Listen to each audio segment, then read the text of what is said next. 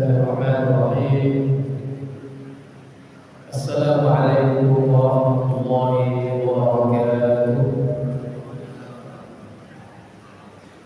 Alhamdulillah, Rabbil alamin, nahmaduhu wa nasta'inuhu wa nastaghfiruhu wa nastahdihi wa na'udzu billahi min shururi anfusina wa min sayyiati a'malina. من يهده الله فلا مضل له ومن يضلل فلا هادي له. أشهد أن لا إله إلا الله وحده لا شريك له وأشهد أن محمدا عبده ورسوله صلى الله عليه وسلم الذي لا نبي ولا رسول بعده. اللهم صل وسلم وبارك على سيدنا محمد وعلى آله وأصحابه ومن تبعهم بإحسان إلى يوم الدين. أما بعد. Pertama-tama yang saya hormati Bapak-bapak dan Ibu-ibu pengurus masjid yang Masya Allah ini yang hadir pada kesempatan kali ini. Seterusnya kepada para alim ulama, para masyayikh, para tokoh masyarakat yang hadir pada malam hari ini, dan beristimewa untuk kita semua hadirin dan hadirat jemaah wirid maghrib yang dirahmati Allah. Kita bersyukur kepada Allah atas segala nikmat-Nya dan berselawat kita kepada Nabi besar kita Muhammad sallallahu alaihi wasallam. Allahumma shalli ala Muhammad wa ala ali Muhammad. Kemudian tidak lupa pula kita berdoa kepada Allah Subhanahu wa taala agar semua kebaikan-kebaikan yang telah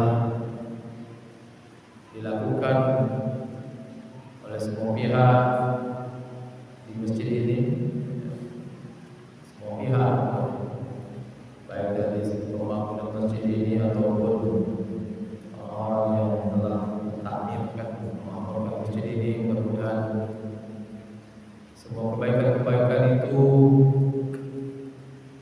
menjadi amal soleh yang diterima oleh Allah Subhanahu wa taala, kemudian menjadi pemeran di kebaikan di yaumil hisab. Amin. Bapak-bapak dan ibu-ibu, kaum muslimin dan kaum muslimat jemaah wirid maghrib yang dirahmati Allah, pada kesempatan malam hari ini tema dari pengajian kita seperti yang disampaikan oleh bapak-bapak tadi adalah tentang menyiapkan generasi tangguh. Ini tema yang diberikan, karena susah memikirkannya waktu itu. Apalah temanya pada malam ini, makanya ditawarkan tema ini dan oke, kita coba. Ada dua hal yang perlu kita pahami juga bersama, Bapak Ibu. Yang pertama, pemahaman tentang generasi tangguh itu. Generasi tangguh, apa yang sebenarnya dimaksud dengan generasi tangguh itu? Sebenarnya secara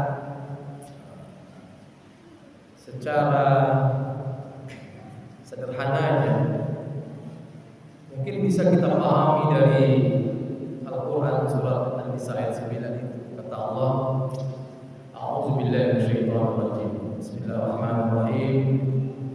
Wal yakhshal ladzina law taraku min khalfihim dzurriyyatan dhi'afa khafu 'alaihim wal yattaqullaha wal yaqulu qawlan sadida. Kata Allah, dan hendaklah takut orang-orang,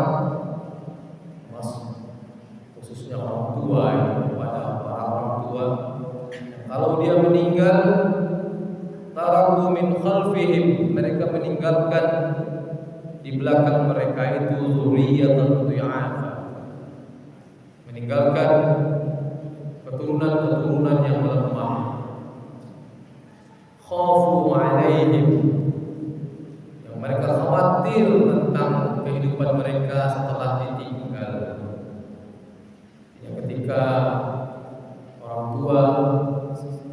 meninggal dunia,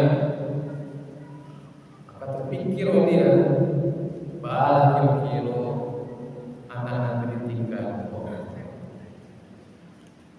Baiklah, aman-aman saja nanti. Artinya ada harapan itu mereka supaya kalau bisa ditinggalkan itu kuat mereka ini. Jadi tidak lemah. Artinya generasi tangguh itu artinya yang tidak lemah, yang tidak dikhawatirkan kalau orang tuanya meninggal. Orang tuanya sudah meninggal tidak takut ya anak aman saja. Maka yang lemah itu ya banyak sisi nanti kita bisa lihat. Khawfu alaihim wal yattaqullaha wal yaqulu qawlan sadida. Maka bertakwalah. Jadi generasi tangguh itu generasi yang ketika orang tua itu meninggal, anak itu generasi atau keturunan-keturunan kita itu selamat kehidupannya, baik kehidupan dunianya ataupun kehidupan akhirat. Itu begitu kesimpulannya. Kemudian ada menyiapkan. Kata menyiapkan ini artinya di dalam Al-Quran Allah katakan ya ayyuhalladzina amanu qu anfusakum wa ahlikum nara. Kata Allah, wahai orang yang beriman, pelihara dirimu dan keluargamu dari api neraka. Ada kewajiban bagi orang tua juga, terutama bagi pihak bapak ya, menjaga dirinya sendiri, kemudian menjaga keturunannya, keluarganya dari api neraka. Artinya ketika ia menjaga itu maka dia harus mempersiapkan keturunan-keturunan ahli atau keluarga-keluarga yang nanti juga selamat mereka itu dari siksa api neraka.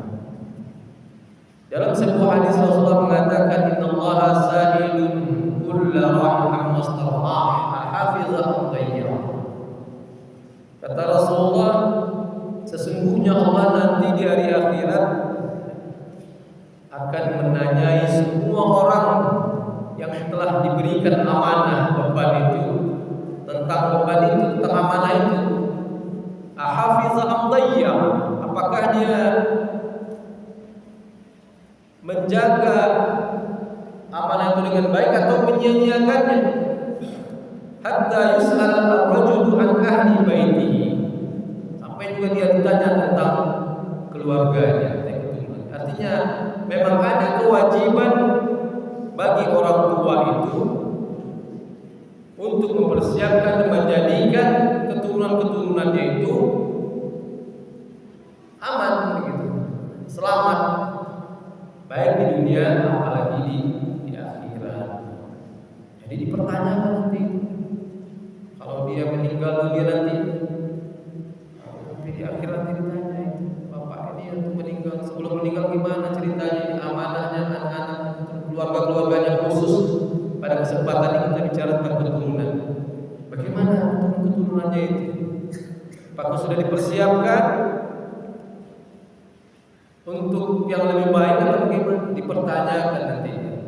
Karena itu merupakan sebuah amanah dari Allah Subhanahu wa taala. Kaum muslimin sedang jemaah wirid yang dirahmati Allah. Akhir-akhir ini permasalahan anak ini menjadi luar biasa. Kalau kita pergi psikiater, tetangga, banyak kunjungan orang tua ke psikolog mengadukan anak, anak-anak sekarang ini. Kalau dulu tentang generasi-generasi muda ini, kalau kita lihat dari penampilannya itu dari ujung rambut sampai ujung kaki itu penampilannya tidak masuk ke bahasa, tidak teratur gitu, macam-macam saja gaya-gaya. Jadi masalah tuh. Kalau sekarang ini pengaduan orang tua atau konsultasi orang tua kepada psikolog itu tentang anak-anak yang bermasalah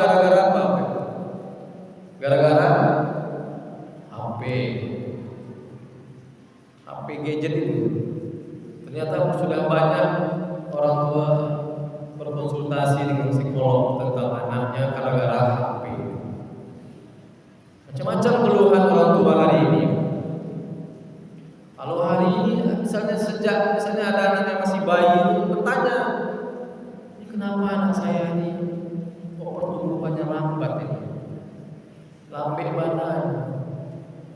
Harusnya semuanya bisa berjalan, tapi pandai berjalan.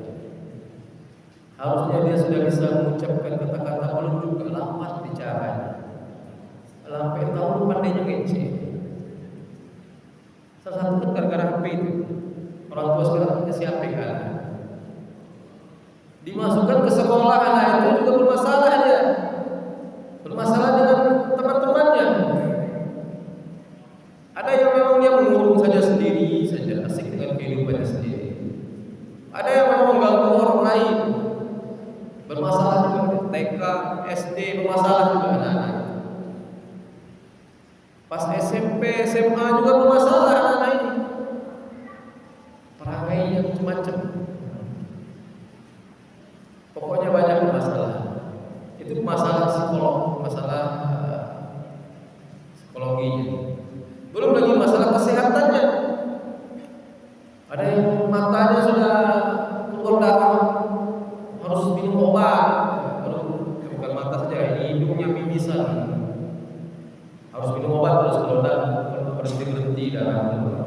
Ada yang matanya sakit, sudah juling. Ada yang orang sudah pakai kacamata tebal ya, padahal masih kecil. Itu semua gara-gara. Kalau sudah dewasa, bermasalah lagi. Bermasalah dengan orang tua. Tidak bisa disuruh mengapa-ngapa ini. Tunggu dulu, dipanggil orang tua, kalau tidak mau dia, dan langsung cepat bergerak. Tunggu dulu, karena asik dengan HP ini menanggung dia, tanggung main HP. Itu permasalahan sekarang. Kalau anak-anak seperti ini yang kita tinggalkan di dunia ini, gimana kira-kira? Maka ini termasuk juga generasi atau keturunan-keturunan yang lemah. Kalau mau tinggal yang tidak tahu tarati, tidak tahu cara berkomunikasi dengan baik dengan orang, karena sibuk dia dengan HP-nya saja, dengan pengaruh HP itu, maka khawatir kita meninggal. Dan bisa kerajaan Yesus. Itu beberapa keluhan hari ini bagi di psikiater dari psikolog anak.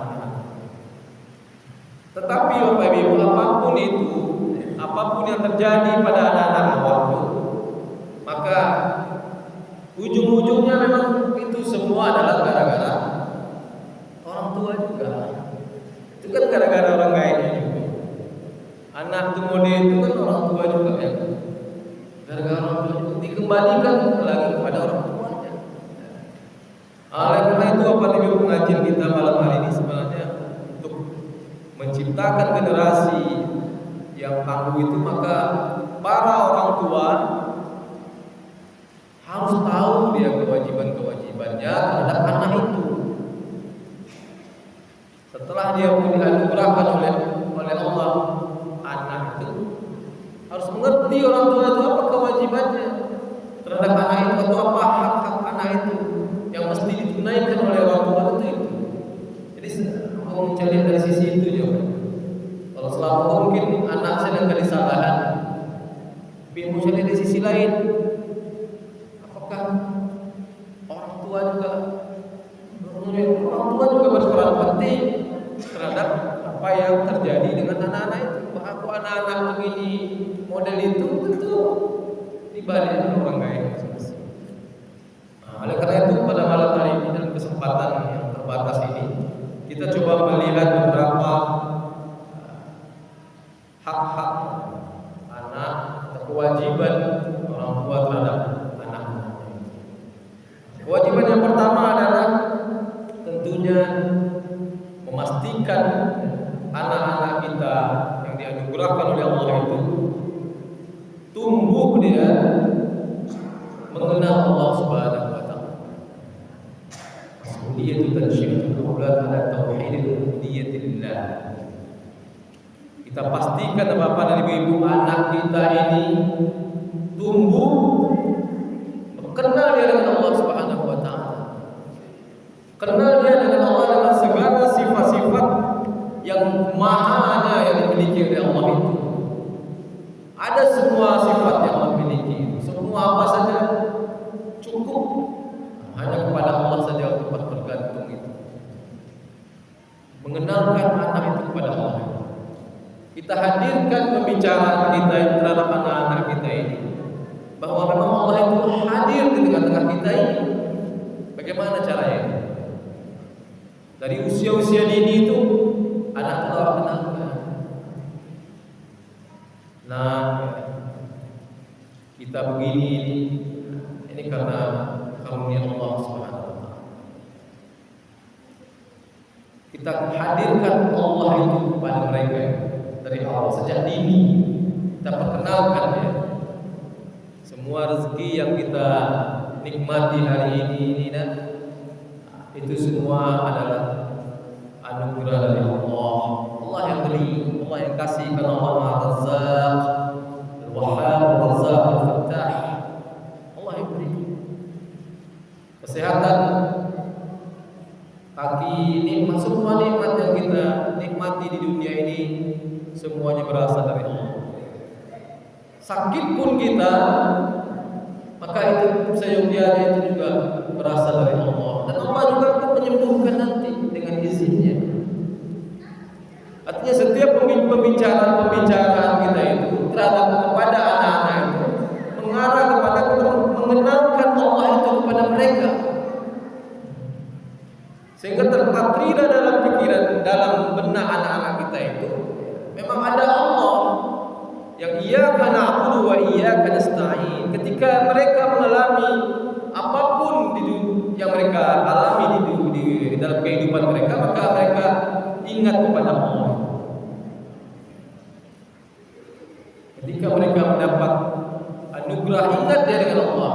Hadza min fadli rabbi, ini dari Allah.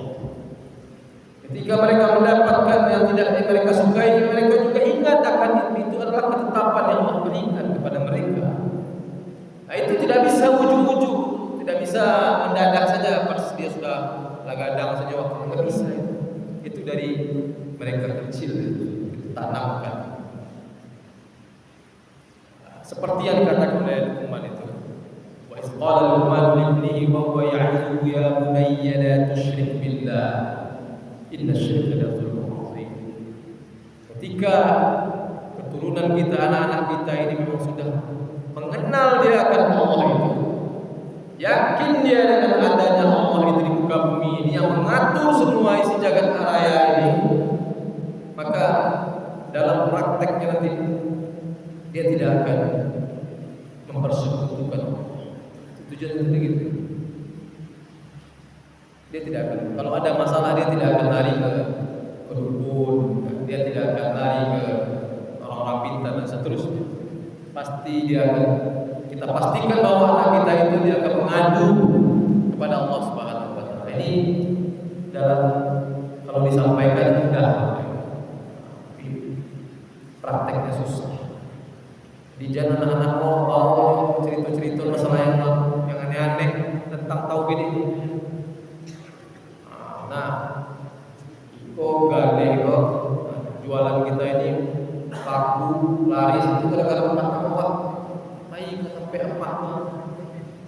Di balik itu di kaki gunung Merapi. Gara-gara ngomong lancar jual beli. Nah, itu sudah mengarahkan kepada yang lain itu. Makanya tidak salah Rasulullah mengatakan, "Ma min mauludin yuladu illa 'alal fitrah, fa abawahu yuhawidani aw yunassirani aw yumajjisani." Jadi kita yang akidah anak kita ini, kita yang mewarnainya, yang menentukannya sebenarnya orang tua ini. Apakah dia menjadi Nasrani, Yahudi atau Majusi, kita yang berperan itu. Tidak kuat pengetahuannya atau berserikatkan atau berserikat atau syirik dia kepada Allah, kita yang buat ulah itu. Orang tua yang punya peran itu. Karena kita yang menentukan warna anak kita itu, bukan menjadi taat ya, tidak, kita yang menentukan. Tidak salah Nabi mengatakan begitu. Orang tua yang akan menjadikan anak itu apakah dia akan menjadi Yahudi atau menjadi Nasrani atau menjadi Majusi. Setidaknya itu contoh saja. Atau yang lain-lainnya akan menjadikan yang lain-lainnya. Jadi artinya warna anak itu kita termasuk juga masalah akidah ini. Jadi Bapak dan Ibu, yang pertama kali yang harus kita tanamkan betul-betul kepada anak kita ini semua agar ia menjadi kokoh dan kuat nanti tentang akidah yang lurus, yakin kepada Allah Subhanahu wa taala. Yang kedua, Bapak Ibu, kewajiban orang tua ini kepada anak agar anak ini menjadi anak yang diharapkan nanti kalau kita sudah pergi, tentang mas'uliyat syiatul aulad adalah ibadat. Kita pastikan anak-anak kita itu kenal dia dengan ibadah, tentang ibadah, terutama ibadah-ibadah yang wajib. Kita yang memperkenalkannya itu. Kita sebagai orang tua yang memperkenalkannya kepada anak kita ini, bahwa dia itu di muka bumi ini sebagai hamba Allah. Kalian semua itu, kita semuanya adalah hamba Allah, Abdullah. Ada kewajiban kita kepada Allah dalam bentuk penghambaan diri. Ada kewajiban kita. Kita perkenalkan itu. Ada ibadah sholat yang akan kita lakukan. Ada puasa dan seterusnya. Jadi kewajiban-kewajiban dasar itu kita pastikan anak-anak kita itu sejak dini kita berikan pengetahuan tentang itu. Kita berikan wawasan tentang itu, bahwa kamu itu adalah hamba Allah, ada tanggung jawabnya di muka bumi. Seluruh kehidupanmu itu mesti dalam rangka berubudiyah kepadamu. Inna salati wa nusuki wa mahyaya wa mamati lillahi rabbil alamin. Itu semua salat, semua aktivitas, bahkan kehidupan dan kematian seseorang itu hanya untuk Allah sebenarnya, untuk pengabdian diri kepada Allah. Tidak ada yang lain. Wa ma khalaqtul jinna wal insa illa liya'budun. Ciptakan jin dan manusia kecuali untuk beribadah. Jadi kita berikan pemahaman itu. Kita perkenalkan kepada anak-anak kita itu kewajiban-kewajiban dia sebagai seorang hamba. Ajarkan anak-anak terutama yang laki-laki, ajarkan selain mengajarkan sholat 5 waktu, masalah-masalah yang prinsip, masalah Jumat. Jumat itu kan wajib bagi laki-laki. Gimana cara Jumat itu? Banyak yang tidak tahu. Anak-anak itu dibiarkan saja mereka itu mau tautan Jumat atau datang Jumatnya terserah dia saja. Kalau komat baru juga gagah-gagah dulu. Saya bilang ini tanggung jawab siapa ini? Kita nanya. Orang sedang khutbah dia asik-asik di luar dia. Mau tautan di luar, rokok-rokok segala macam. Atau sekarang main HP, main game ya, sambil khutbah khotib naik mimbar itu main HP, main game ya. Tapi dalam masjid pun main game ya. Khotib sedang berkhutbah itu. Tak ngerti itu anak yang kewajiban. Siapa yang tanggung jawab itu? Banyak apa ya? Kecil kalau kadang-kadang di khutbah di mana sampai itu orang tuanya yang tanggung jawab itu, anak-anak. Dan diperkenalkannya pada anak itu. Sholat, tata cara sholat seterusnya. Kalau yang perempuan juga demikian, diajarkan itu kewajiban-kewajibannya apa, menutup aurat, ajarkan kepada anak kita ini. Kita masalah aurat itu jelaskan ini. Kalau kamu sudah dewasa, yang perempuan, kamu harus tutup aurat. Tak boleh nampak oleh orang yang mungkin murid kamu, gitu ya. Bukan mahram kamu itu, berdosa. Jelaskan mana yang harus ditutup. Tutup mana itu. Jangan sampai kelihatan sama orang yang bukan mahramnya. Kalau ada tamu berarti harus ditutup. Kalau kita keluar juga ditutup. Jadi tidak keluar saja ditutup. Tidak pergi sekolah sih ditutup dong. Kalau nyala SMA atau kuliah, pulang sekolah ditutup juga. Karena itu melekat setiap hari kewajiban itu. Baik ditutup. Menjamu kain ke halaman rumah yang kemungkinan orang lalu lalang di depan rumah itu ditutup. Nah, itu siapa yang ngajarkan itu?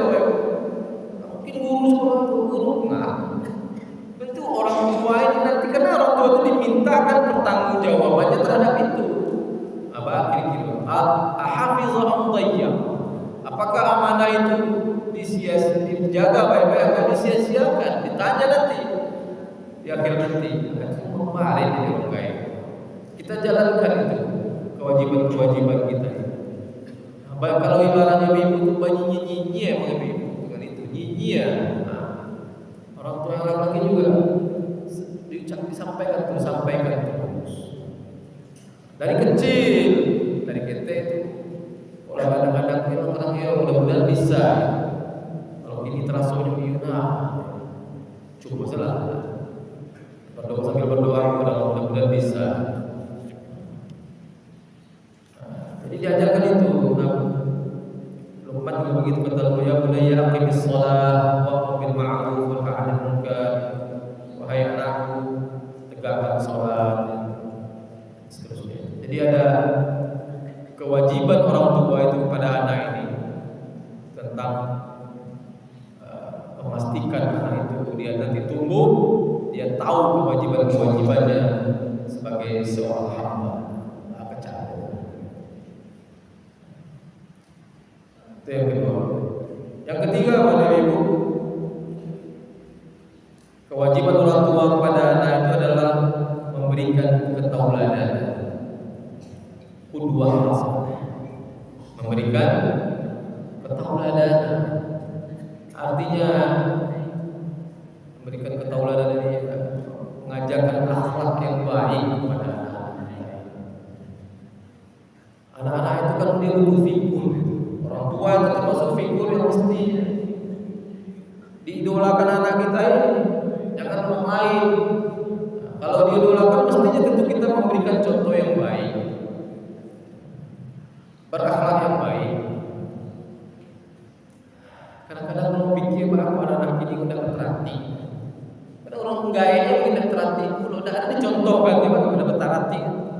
Bagaimana berbicara dengan orang tua, memperlakukan orang tua itu mungkin tidak dicontohkan oleh orang tua. Tidak ditirukan anak. Kasar orang gaya, mengejek orang gaya, nak ujung atau pangkat.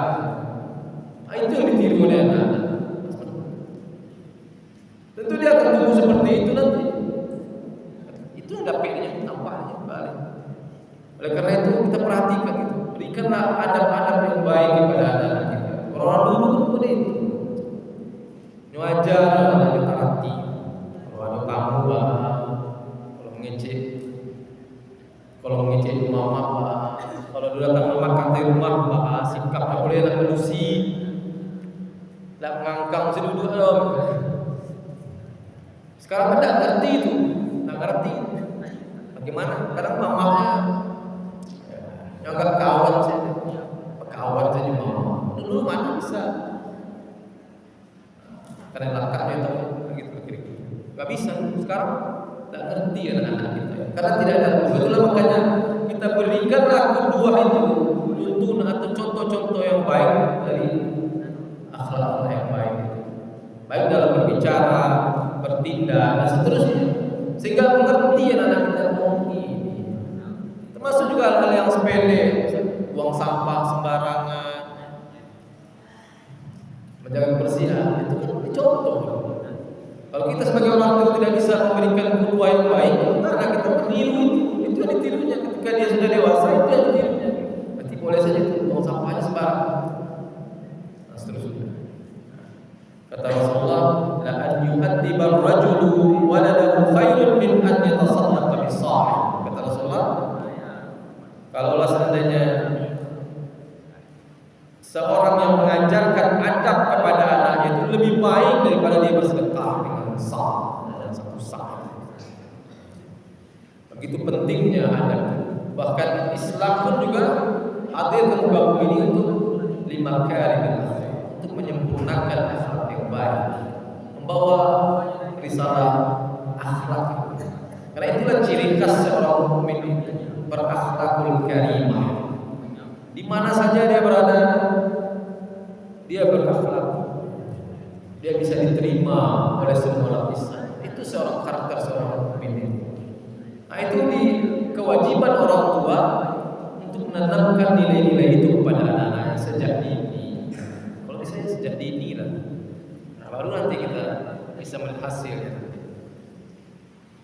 Nah, itu yang berapa? Itu berapa ya? Azan jam berapa? Masih ada lagi yang masih ada. Kita sampaikan secara lurus saja dulu. Kemudian ada juga kewajiban orang tua itu adalah memberikan anak itu pendidikan yang sesuai dengan kecerdasannya. Jadi artinya Allah telah menganugerahkan kepada semua manusia itu kecerdasan. Kan begitu. Ada kecerdasan, kita masing-masing ini cerdas. Diberikan akal dan semua kita cerdas. Maka orang tua itu harus mengerti dia potensi anaknya itu. Ini anak ini supaya dia cerdas, diarahkan kemana pendidikannya. Kalau gimana caranya kita tahu itu? Itu kita perhatikan perkembangan anak kita itu, baru kita bisa menentukan ini anak ini ternyata dia eksak. Kecerdasannya ini, kecerdasannya itu, banyak macam-macam kecerdasan hari ini. Oh, dia kalau masalah agama dia lebih merangsang kecerdasannya. Dia disekolahkan ke situ, diberikan pendidikan ke sana, diarahkan pendidikannya. Jadi berikan mereka itu pendidikan yang akan bisa memicu kecerdasannya yang telah diberikan modal itu oleh Allah Subhanahu wa taala. Nah, ini agak repot kita bagi ini. Terus terang saja hari ini kita repot dengan itu. Karena orang tua enggak banyak di rumah hari ini. Semua anak itu pindah lah gitu. Orang tua di kota itu suami istri, laki-laki dan perempuan. Kadang-kadang sebuah anak tapi lebih itu pindah juga sebuah anak. Kadang-kadang kecil malam tak ada. Pulang malam anak malamnya malam. Di kecil pagi ini apa ya kerja? Anak-anak sibuk. Waktu weekend aja gitu. Libur-libur sebentar aja. Tidak ada waktu-waktu yang spesial. Itu kondisinya hari ini. Jadi makanya tak ngerti dia. Kadang-kadang dipaksakannya anaknya, padahal anaknya nggak bisa kuliah kedokteran, tapi memang ada keinginannya masuk kedokteran saja. Karena ada biaya segala macam, masuk kedokterannya. Karena padahal dia tidak di situ kecerdasannya. Akhirnya jadi dokter apa nanti? Dan ingat Bapak dan Ibu, kecerdasan yang diasah, yang kita asah untuk anak kita itu adalah nanti kecerdasan yang semakin dia cerdas, maka semakin tahu dia dengan siapa penciptaan ini. Apapun bentuk kuliah dan sekolahnya, ketika kecerdasannya itu nyambung nanti, maka dia akan tahu sebenarnya semakin dekat dia dengan Allah, atau baru sukses gitu ya.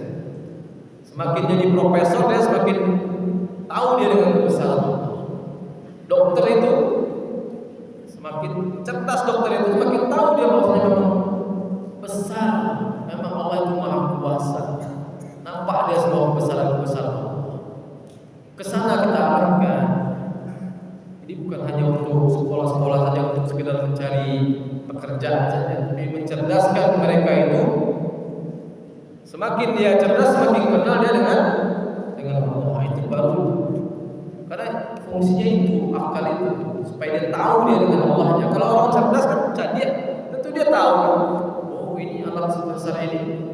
Ada yang menciptakan. Semakin tunduk dan khusyuklah dia kepada Allah Subhanahu wa taala. Baru berhasil.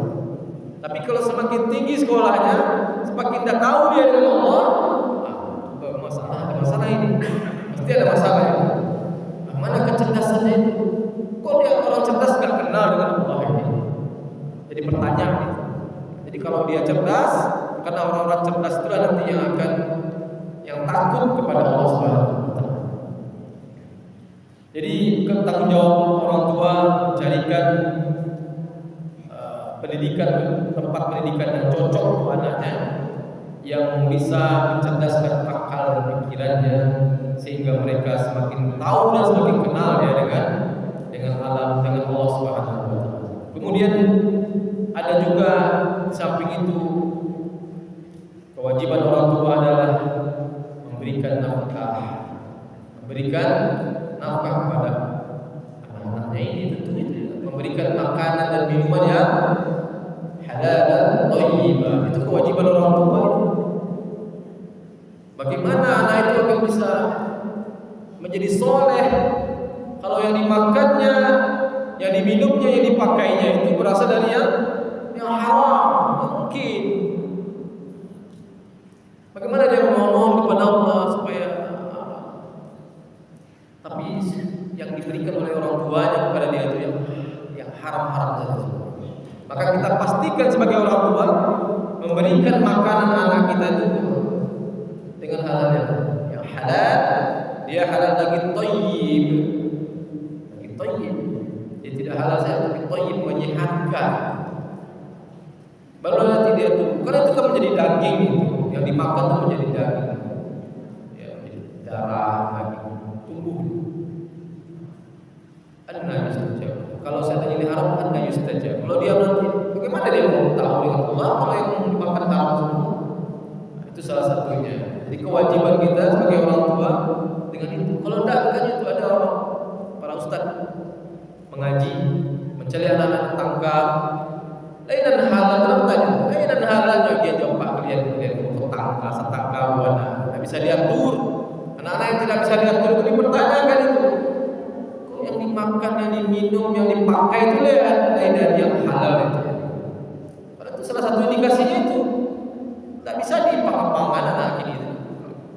Apalagi pesantren Ramadan itu, masih tekanan, masih mengisi pesantren Ramadan itu, anak-anak itu luar biasa. Yang SMP, yang SMA itu nggak bisa diatur, tak bisa dipang-pangan. Ada kata-kata yang agak tak takut itu kan merah, tak takut itu kata-kata luar biasa.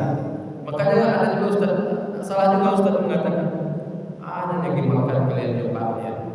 Dan halal sampai semua di kemana-mana. Nah, gitulah. Jadi kewajiban orang tua itu terhadap anak supaya anak itu menjadi kuat ya di masa yang akan datang, berikan makanan yang bagus, yang halal gitu.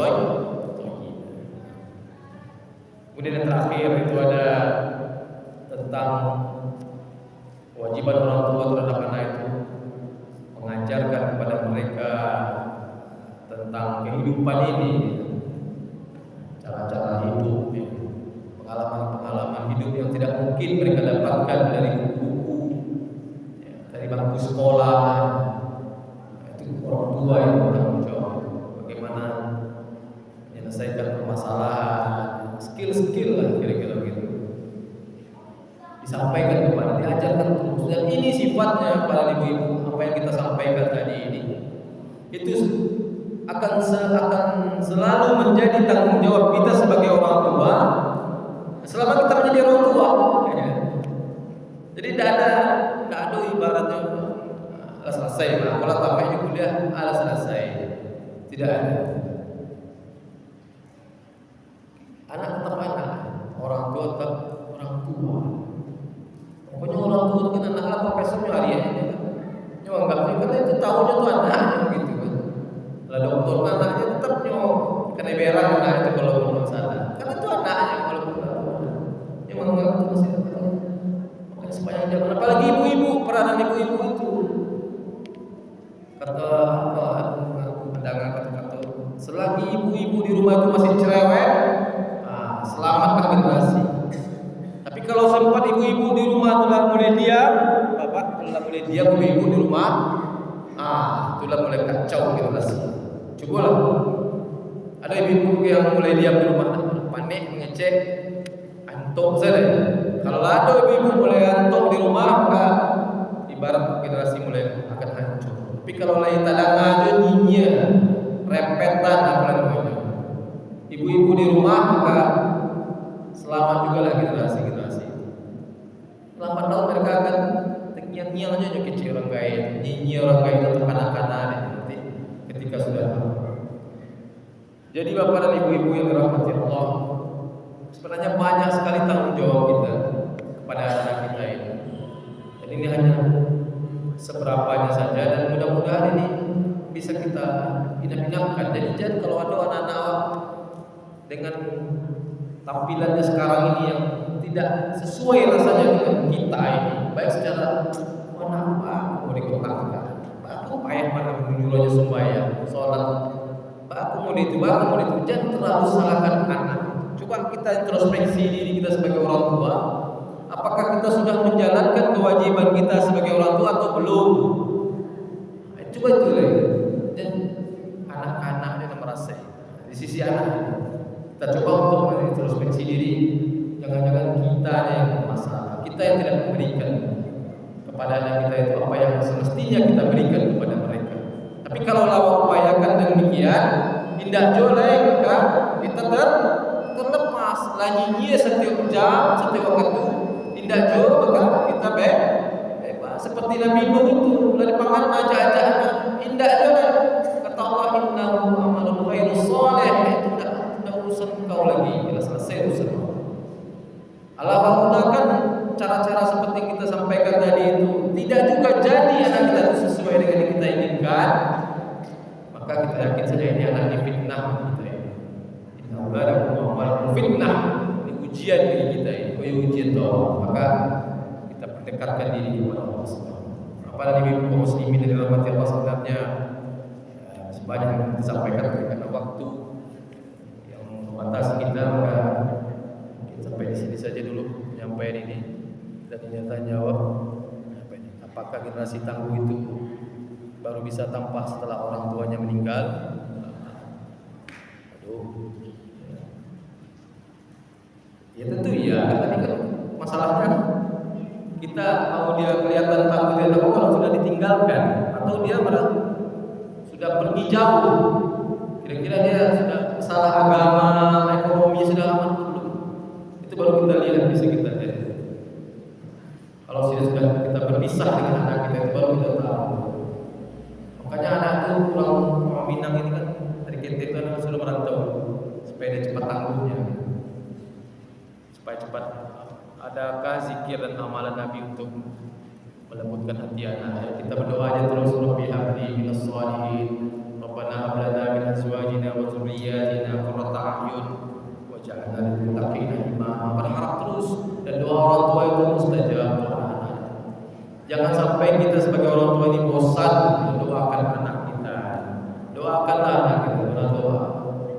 Anak-anak gerakan atau aktivitas anak-anak kita itu menunggu doa-doa dari orang tua. Di bawah dan awal tetap kita doakan. Senakal apapun, setidak jadinya apa memang kita yang tidak inginkan, tapi kita tetap berdoa terus. Mudah-mudahan suatu saat nanti mereka kembali atau sesuai dengan apa yang diinginkan oleh ajaran agama kita ini. Bagaimana mempersiapkan generasi yang tangguh dunia akhirat dalam kehidupan kekurangan. Sampaikan seperti yang kita sebutkan tadi kepada ibu. Penting kita akidahnya kita berkokoh, kita berikan dia apa yang menjadi hak mereka, kita berikan sejalan. Jadi jangan kita abai, jangan kita asik saja dengan dunia kita saja. Bahwa setelah kita dianugerahkan anak, maka ada kewajiban kita terhadap mereka. Sampaikan kewajiban kita itu. Apa usaha yang harus dilakukan supaya anak tidak bergantungan dengan HP. Nah, ini memang sejak dini. Saya sudah praktekkan ini sejak dini, sejak kecil anak itu jangan dikasih HP. Apapun yang terjadi, mau kuliah mau tajuknya, mau dilempar tidak ada. Sekali tidak, tetap tidak.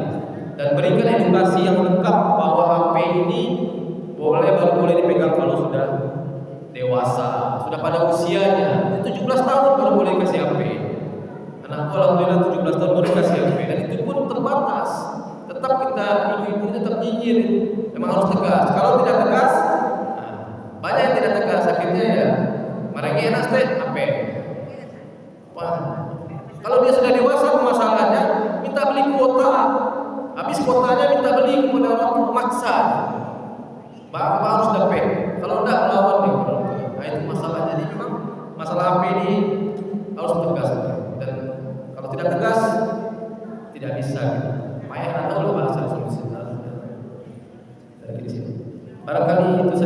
dapat sampaikan oleh mudah-mudahan bermanfaat untuk kita semua, terutama saya sendiri yang menyampaikan. Mohon maaf atas segala kekurangan. Wabillahi taufiq wal hidayah.